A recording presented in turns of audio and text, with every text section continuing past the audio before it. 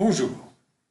Dans une vidéo précédente, nous avions commencé à étudier le thème du bilan d'énergie, le thème de positiver le bilan d'énergie. Ça correspond à trois choses comme dans n'importe quel bilan. Il faut augmenter les entrées, il faut en finir avec les pertes d'énergie et il faut améliorer le rendement de l'énergie. Nous avions touché le thème des entrées d'énergie qui consiste à se brancher sur une bonne source. Et nous avions vu qu'il y a quatre sources: le maître intérieur, la nature, les relations interhumaines ou avec la nature respectueuses et la médecine de l'énergie. Aujourd'hui, nous abordons le thème assez sensible, assez douloureux, et très important, très intéressant, le thème des pertes d'énergie. Gérer les sorties, c'est assez simple. Il y a deux types de sorties. Il y a les sorties normales et les sorties anormales. Les sorties normales, c'est par exemple le travail. Je travaille, et en travaillant, travail physique ou travail intellectuel, en travaillant, je transforme mon énergie, mais je ne la perds pas. Je produis un résultat, je produis une œuvre, je produis un travail. Donc je ne la perds pas. Et notre énergie sert à ça. Nous devons produire un travail, nous devons aider à transformer transformer la société, transformer l'humanité. C'est du travail. Et quand je me consacre à ça, je ne perds pas d'énergie. Par contre, des pertes d'énergie, il y en a. Il y en a essentiellement deux. Les deux pertes d'énergie, c'est un, les vampires, et deux, les sirènes. Les vampires, on va d'abord étudier bien sûr les vampires, et ensuite, nous verrons les sirènes. Les vampires, c'est tous les individus ou les systèmes vivants qui nous volent de l'énergie, qui nous volent notre énergie.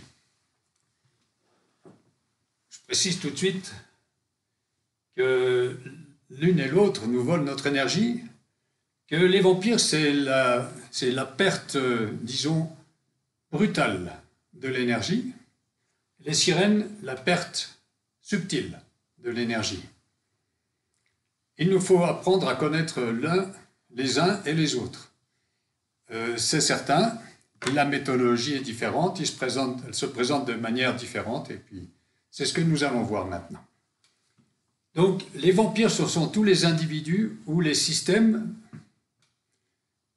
chacun se reconnaîtra, qui volent de l'énergie en manipulant la victime avec trois poisons, en injectant trois poisons. Les trois poisons sont 1.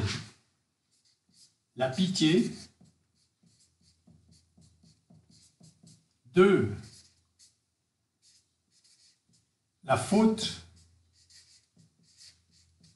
et 3. La peur.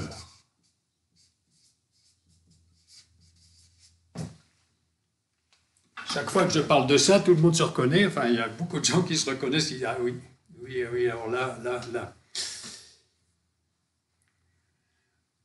Ces trois poisons, ce sont des poisons violents, des poisons psychiques violents, mais qui ont pour effet de faire s'effondrer notre énergie. Et d'ailleurs, l'énergie n'est pas perdue pour tout le monde, elle va aux vampires. Il faut dire que les vampires, ce sont des individus ou des systèmes qui n'ont pas d'énergie. C'est pour ça qu'ils la volent, pour compenser un manque. Ils n'ont pas d'énergie. En plus, ils n'ont pas de scrupules. C'est pour ça qu'ils la volent.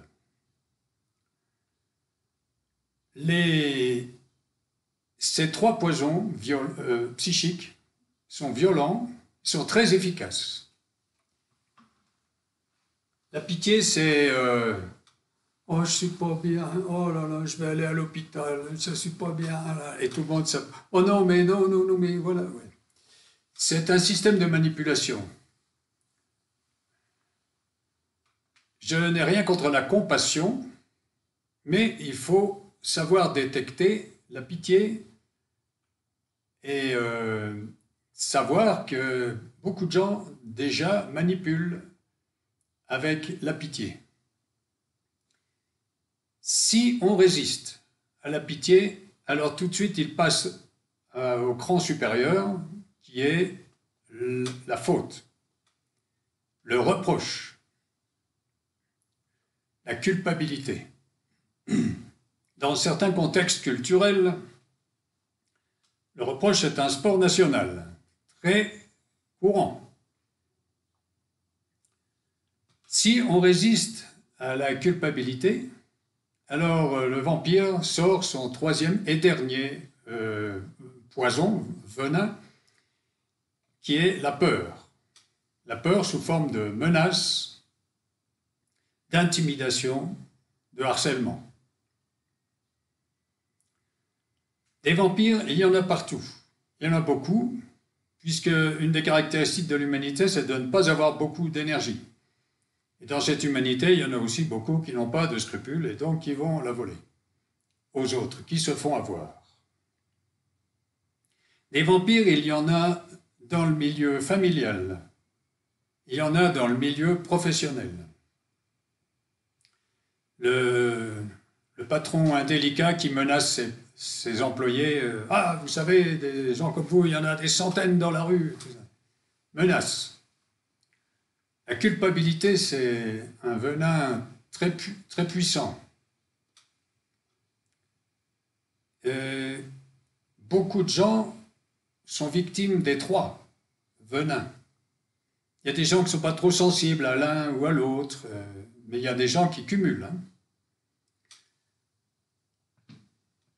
Les vampires ne m'aiment pas trop, moi, par exemple, mais tous ceux qui gèrent l'énergie non plus, parce que à mes patients, victimes des vampires, je leur procure l'antidote spécifique à chacun des trois poisons. L'antidote de la pitié, l'antidote de la faute et l'antidote de la peur pour que mes patients vivent sans peur, sans reproche et sans pitié. Et là, on économise beaucoup d'énergie et là, les gens commencent à vivre beaucoup mieux. Ce thème des vampires et des antidotes est un thème très important. Il y a beaucoup de souffrances liées à cela, beaucoup d'impuissance. Beaucoup de gens se retrouvent impuissants parce qu'ils sont bouffés par un ou plusieurs de ces poisons. Regardez déjà la coexistence de la faute et de la peur chez les personnes timides. Ça vous donnera déjà, observez ça, ça vous donnera déjà une idée. Et une personne qui veut sortir de sa timidité doit gérer bien l'antidote de la faute et l'antidote de la peur. Ce sont des thèmes très profonds, très intéressants, très pratiques. C'est tous les jours, à chaque instant même presque. Il faut être très au fait des antidotes et savoir les appliquer au moins aussi vite que le vampire applique son attaque. Il faut pouvoir répondre, il faut connaître les antidotes. Je ferai une vidéo spéciale sur le problème des vampires. Je reviendrai sur ce thème, parce que je voudrais passer un peu à la suite maintenant, mais c'est un thème fondamental et beaucoup de gens me réclament ces vidéos. Donc voilà, c'est ce que je vais faire. Et sachez qu'on peut très bien vivre sans pitié, sans faute, sans culpabilité et sans peur. Ça, c'est un premier point. Maintenant, quand l'adversaire n'arrive pas à nous dégringoler d'une manière brutale, il va nous dégringoler d'une manière subtile.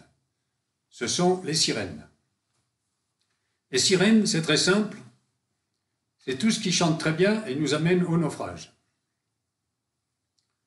C'est tout ce qui brille et qui n'est pas de l'or. Et puisqu'on y est, il y a beaucoup d'expressions comme ça dans le langage courant qui parlent de la même chose. Le loup déguisé en agneau, le miroir aux alouettes, perdre le royaume pour un plat de lentilles, le borgne qui guide des aveugles, les marchands du temple, les faux maîtres, l'ombre pour la proie. Voilà, le bon sens, le sens commun nous enseigne et surtout nous avertit. Il existe des sirènes. En pratique, qui sont les sirènes? Eh bien, par exemple, une sirène très simple et que tout le monde connaît, ce sont les drogues. Les drogues, ça chante très bien et ça amène au naufrage. Et les naufrages sont terribles. Et elles s'infiltrent très discrètement. Et par exemple, on a extrêmement banalisé l'usage de la marijuana, du hashish. On vend ça comme si c'était anodin. C'est pas du tout anodin. Si vous pensez que c'est anodin, venez un jour à une consultation pour voir les dégâts que cela occasionne. Pas au début, à la fin. Le naufrage, c'est après, c'est à la fin. Les drogues, les idéologies qui chantent très bien et qui amènent au naufrage, les confessions religieuses.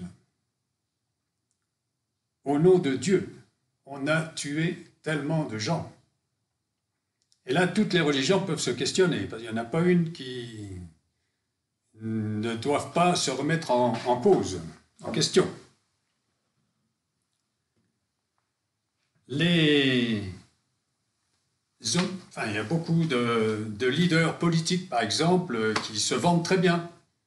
Mais derrière, c'est pas aussi évident. Et souvent, le résultat, c'est un naufrage. Et d'une manière générale, l'humanité, c'est un naufrage. L'humanité vit dans la confusion, dans l'impuissance et dans l'hostilité. Le bilan n'est pas très réjouissant.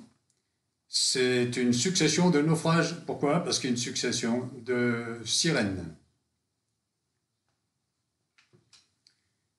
Pour lutter contre les sirènes, c'est assez simple. Il faut deux choses. Une pour le diagnostic et l'autre pour le traitement. Pour le diagnostic, il faut le discernement.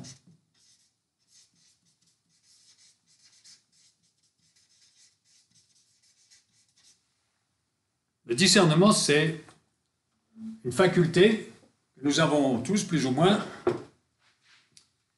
de distinguer entre une lumière vraie et une lumière fausse.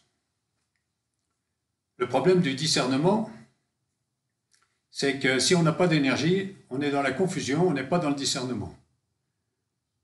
Pour pouvoir discerner, il faut déjà avoir de l'énergie. C'est une fonction supérieure qui dépend de l'énergie, comme on le disait au moment où on étudiait les fonctions de l'énergie. Une grande fonction de l'énergie, c'est entre autres de permettre le discernement.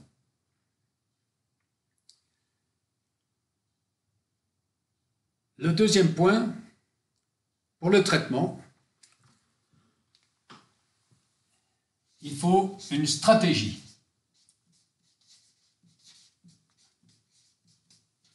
Le traitement des sirènes ne peut être qu'un traitement préventif. Parce qu'une fois le naufrage installé, c'est trop tard. Les sirènes, il faut les gérer avant. Il faut donc développer une stratégie. Et la stratégie, elle est très simple. c'est la stratégie d'Ulysse. Dans la mythologie, on a tous appris que Ulysse devait traverser un détroit avant d'arriver en haute mer avec son bateau et ses marins. Et Ulysse savait qu'il y avait beaucoup de sirènes dans ce détroit. Donc il a dit, stratégie, il a dit à ses marins, vous allez m'attacher au mât et vous allez vous boucher les oreilles et c'est tout droit. Et en haute mer, vous me libérez, mais pas avant. Eh bien, ça a très bien marché. Ulysse a connu les sirènes, mais attachées. Et les marins, eux, ils n'ont rien entendu, ils ont fait leur boulot et ils sont arrivés en haute mer. Les êtres humains, en général, n'ont rien à faire en haute mer, sauf les marins, mais il faut interpréter cette histoire-là. Les êtres humains n'ont pas à aller en haute mer, mais ils ont à aller en haute conscience.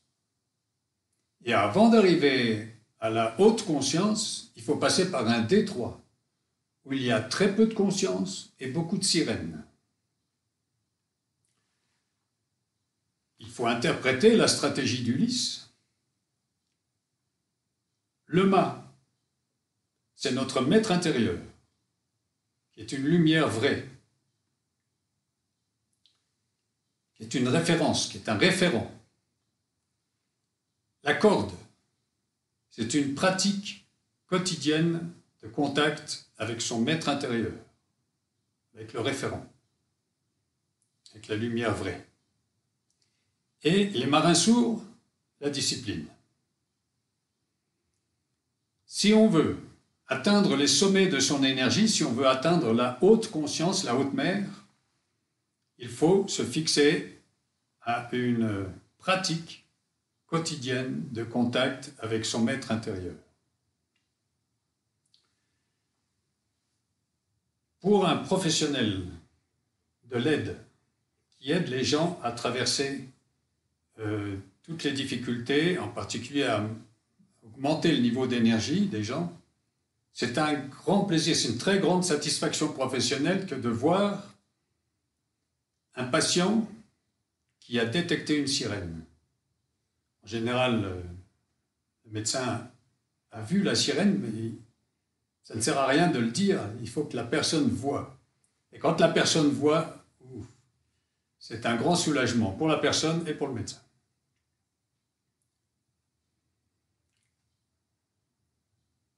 Les vampires et les sirènes sont les principales sources d'énergie. On peut encore trouver quelques pertes d'énergie à droite à gauche, mais si on a déjà réglé ces deux problèmes-là, nous reviendrons sur les vampires dans une vidéo consacrée aux vampires.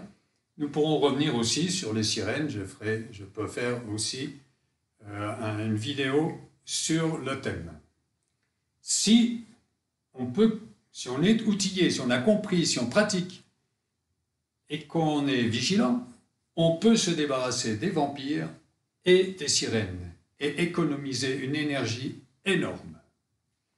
Bonnes entrées et pas de sortie, eh bien, ça fait déjà un grand point, un grand pas dans la positivation du bilan d'énergie. Dans la vidéo suivante, nous allons parler donc du rendement de l'énergie qui est aussi un très gros thème. Donc, à bientôt!